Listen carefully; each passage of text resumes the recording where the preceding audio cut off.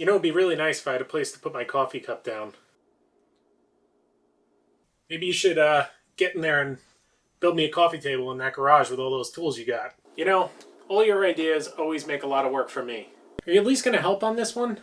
No, I'm not going to help. Why would I help? You know, it must be nice to sit there all day and do nothing. Man, it's so easy getting stuff done around here. So as I mentioned at the beginning of this video, I decided to build a coffee table. And to start this process out, I pulled out some square tubing that I had lying around for a previous project that never actually got off the ground. So to break down the material and cut everything to size, I decided to use my horizontal bandsaw. If you remember on a previous episode, if you've been around for a little while, I got this from my neighbor as a hand-me-down, and it was not in great working condition. It's still not in great working condition, but I tuned it up and it works pretty well for what it is. And how can I really complain when I was given it for free? Thanks for that, Ed. So obviously, because I'm using tubing, the inside's hollow, and because I didn't want to see the inside of the tubing when this was all done, and I didn't want to have to cut little caps to go over the ends, I decided to make every corner a miter. To do this, I just used a base from a combination square and set the fence or vise on my bandsaw to 45 degrees and started cutting. To make all the marks on this tubing, because it was a little bit dirty and covered in mill scale and some grease and oil, I used a soapstone. If you don't have one of these, I definitely recommend it if you do anything with metal, because it leaves a very visible line on these dirty metal surfaces. For the smaller pieces of tubing, the vise in the bandsaw was enough to support it, but once I got to these longer 8-foot sections, I had to add one of these portable work support stands. This one's from Ridgid, and I've had it forever. I'll definitely leave a link in the description below. I'm not sponsored by them, but if you are interested in one, it's pretty inexpensive and it works pretty well. With all the miters cut, it was time to turn the saw back to 90 degrees. I did that by using this square block that I actually made in college as a jig for a project I was working on. It works really well because it has a big reference surface and it makes it easy to get a perfect 90-degree angle. You could also do it with a speed square or something like that. So with the saw back to 90 degrees, I started cutting the center section that would tie the two miter boxes together that would form the legs of either end of the table. And then I cut some flat stock that would ultimately let me mount the tabletop to the frame that I'm building here. For this, I just used some 1/8-inch flat bar that was the same width as the square tubing. To mark these holes, I just used a set of calipers and an automatic center punch so that I had a good reference point to drill on. Because I was trying to be patient and not destroy all my drill bits, I stepped up these holes in increments to be a little bit easier on the drill bit, and I probably should have tightened the vise a little bit more. With that out of the way, all the pieces were ready to be cleaned up before welding them together.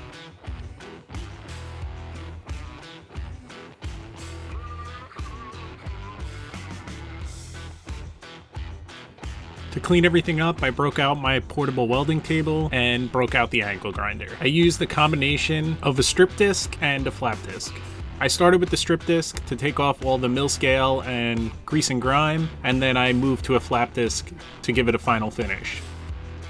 If you've never used one of these strip discs before, they work really well and really quickly at getting all this mill scale off, but they do leave a little bit of a residue behind that ultimately needs to be either wiped off with some acetone or ground off with a flat disc.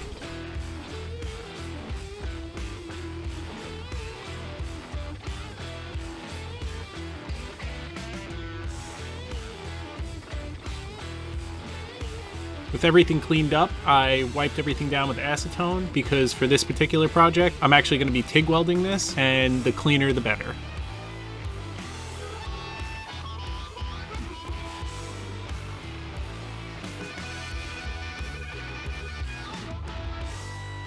Luckily, the extra effort of being tedious with setting the bandsaw up left to really nice miters, and there wasn't much fit up with the grinder. Before I started welding this stuff together, I made sure to clamp it really well to this work table and check for square multiple times.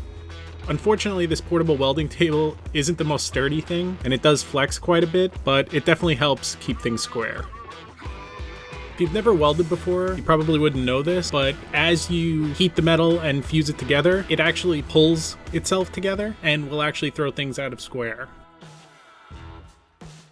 So by no means am I an expert fabricator or welder, but this is what's called TIG welding, which is the short term for gas tungsten arc welding.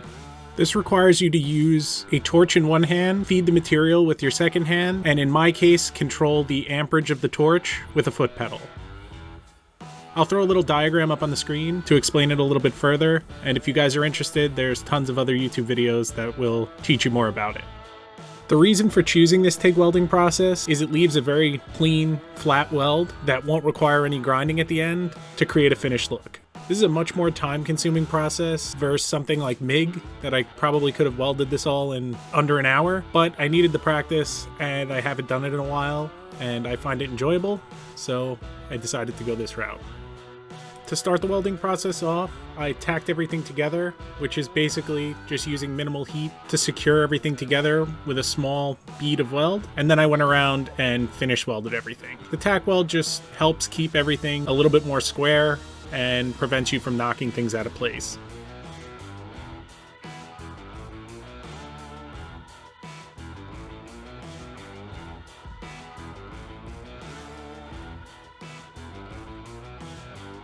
So you can actually see here on the little LCD on the welder, as I change my position on the foot pedal, the amperage changes.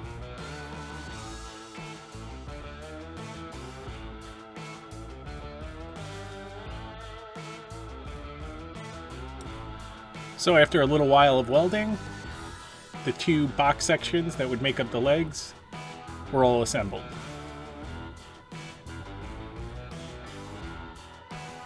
So one part that I didn't show being cut earlier were these standoff pieces that I decided to add. Basically, this just acted as a spacer to go between the tabletop and the frame. No particular reason for these, I just thought it was a cooler style. As you can see, with a little more practice that I had from welding those legs, these pieces came out much nicer. Now it was time to tie the legs together with this center piece. I first checked square, and then I actually just tacked this together with one clamp holding it. Wasn't ideal, but it ended up working out just fine. Because I had no way to actually hold the other side, I had to lay it on the floor and use my elbow to hit that foot pedal. Not the easiest thing in the world, and I don't recommend it. If you do have access to a welder and you do know how to do this, you know you can do it with the TIG button on the torch itself, but I don't have one yet. Off camera, I got those standoffs and the mounting plates all attached to this frame as well, and I moved on to mounting these adjustable feet. These were actually made for a wood base, but I ended up just grinding the paint off, taking off the little tabs that would be used to secure them to the wood, and welded them in as well. Around this time, two of my buddies stopped by to drop off a tool they borrowed, and unfortunately, I didn't get that drill bit snapping on camera, Rob. With the adjustable foot inserts all welded in, that wraps up the fabrication on the base, and it was time to move to the tabletop. When I started this project, I had the goal of building it with a bunch of scrap material that I had lying around from previous projects, but unfortunately, the oak flooring that I wanted to use as the tabletop was not enough. To start the tabletop out, I cut this piece of 3/4 inch plywood to the dimensions I wanted, making sure to square all the edges and put a fresh cut on all the edges so I had a good clean reference point. I used the track saw for this, but you definitely could have got away, like I've said in the past, with a circular saw and either a level or simply a straight board. And I think that brings me to an important point. A lot of the stuff you see in this video, there's tons of different ways to do it, so don't be discouraged if you don't have all the same tools that I have. Even for something like the legs, maybe you want to just build a tabletop like this, you could simply order a set on Amazon, or if there's a particular design you like and you have a few extra bucks, you could pay a local fabricator to make you a set of legs. On the flip side, you could also find pre-made butcher blocks and tabletops at a bunch of different places if you only have the tools to make the base. If you don't have tools for either one, I can't help you there, and I hope you enjoy this video and at least found it interesting. So because this plywood that I decided to use as the sub base for the tabletop was not furniture grade, it had quite a bit of a warp to it. So I used some of that leftover hardwood flooring and milled it down to make these rails underneath to pull everything back square. I then secured them with some countersunk screws so that these joints were nice and strong. So because I didn't want this table to look like just a slab of hardwood flooring that I cut into a square, I decided to do this geometric pattern on top that I've seen people do for wall art. And to make this happen, I used a combination of a speed square and a ruler to make an X at the center of the table to reference my pattern off of. I was very careful to make sure that all the joints lined up straight on the first half of the table, and then I ripped the straight line down the center only through the oak portion to start the other side. This made it really easy to line everything up, but even with all that extra effort, the center was still a little bit off and there were some gaps, and I really wasn't happy with that.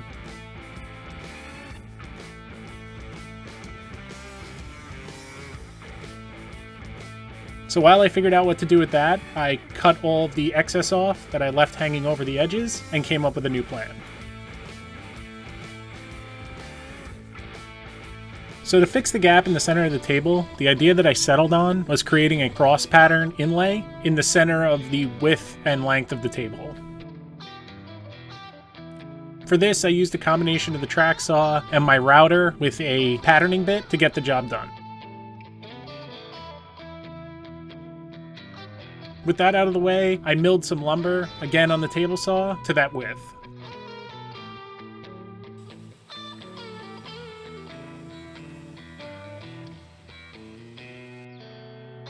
I then checked to make sure this was a nice tight fit and got to gluing in the shorter piece. As you can see, this was a nice tight press fit, and I just tapped it in with a rubber mallet. I then threw some clamps on it just to make sure it stayed secured while the glue dried, and got to working on the other two pieces. Now unfortunately, because I cut this inlay dado with the track saw, it was slightly off and I had to figure out a way to trim it to fit. So I ended up using the piece that I was going to use on that section as a guide, and I scribed it with my marking knife and chiseled this section out. I was actually super impressed with how tight this fit was, and it was probably the most nerve-wracking part of this whole thing.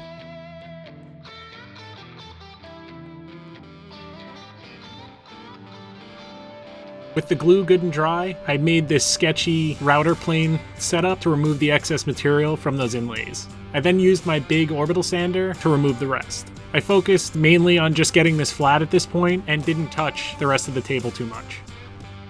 Later on off camera, I did end up sanding this up to 320 grit, but I figured I wouldn't bore you with that. One of the last steps to this tabletop was adding this border piece to cover up that plywood subbase and create a finished look.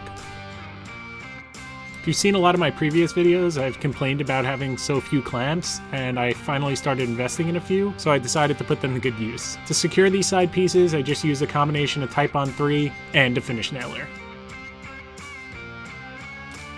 I then added a small 1/8 inch roundover on all the exposed edges just to take off the sharp edges.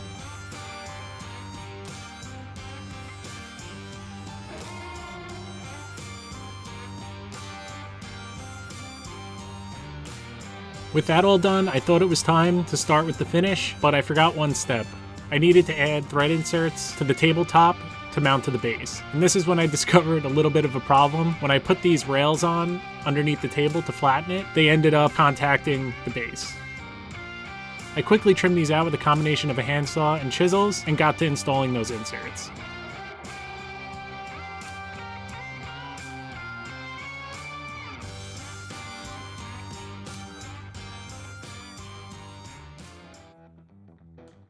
I then used that automatic center punch again to mark the center of all the holes, pre-drilled for those thread inserts, and installed them with a little CA glue.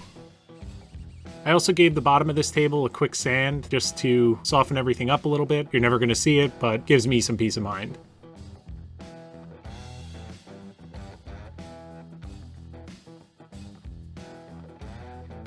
I then added 2 coats of polyurethane to the bottom just to seal it up. And while that dried, I moved over to the base, cleaned that up with some sandpaper before wiping it off with acetone. Now that that was clean, I moved on to priming it with a self-etch primer and painting it with a satin black paint.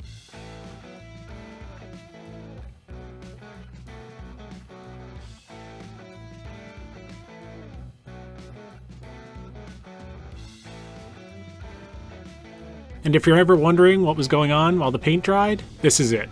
This is what I gotta deal with.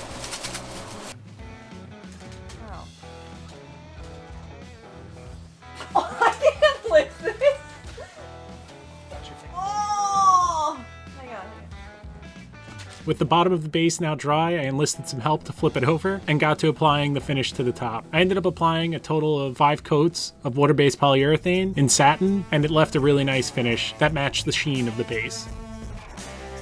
Although it looks pretty glossy here, this was still wet at this point, and it dried to a much more satin finish. In between each coat of that polyurethane, I made sure to sand it with 400 grit sandpaper just to take some texture down before applying another coat. With that all done, it was just a quick assembly with a few bolts, and it was time to see the finished result.